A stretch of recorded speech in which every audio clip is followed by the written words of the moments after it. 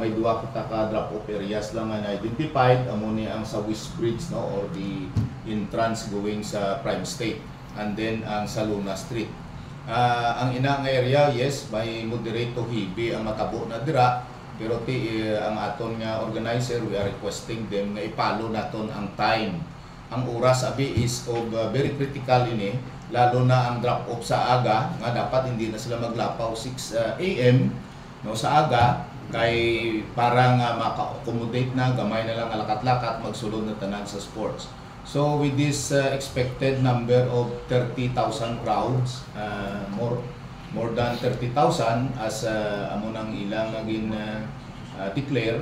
So may gin-scheme man sila nga ginobra, no? So meaning may ma-drop off sa Kagahon, and then sa Udto naman may pick up pag may drop off, no, para nga ang nag-attend sa aga ikwao naman nila sa Udto, and then ang may ma-attend naman sa hapon nakwao naman nila alas 6, no, para ining akmod. Pero may matulog ida sa sports, no, kag may mga activities pa, and then the activity will end na sa around 7 to 8 sang aga, haro piyesta na ina nga date.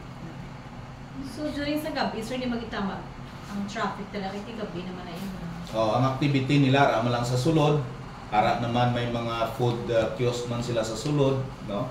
So may security naman nga pag-implement. Ang aton nga traffic scheme will maintain dira sa aton Magsaysay Road until the ends ang ilang activities.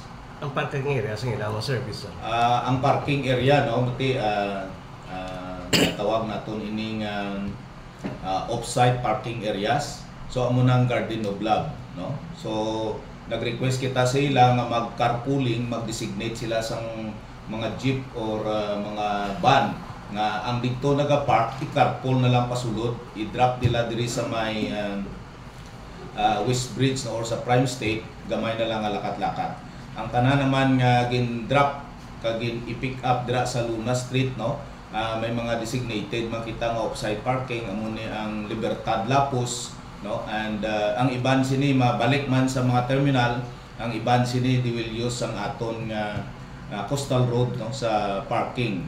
Gin-request naton nga ay ilinyenta lang naton ina for the meantime, particularly ini ang Lubok kag ang Baldosa, no, ay amo ina ang gin-designate naton nga mga off-site parking. Sir, pila ba ng estimated crowd naton sa events ng Tusugma? As declared nila 30,000 up. Kung hindi lang itong nga magiging crowd ay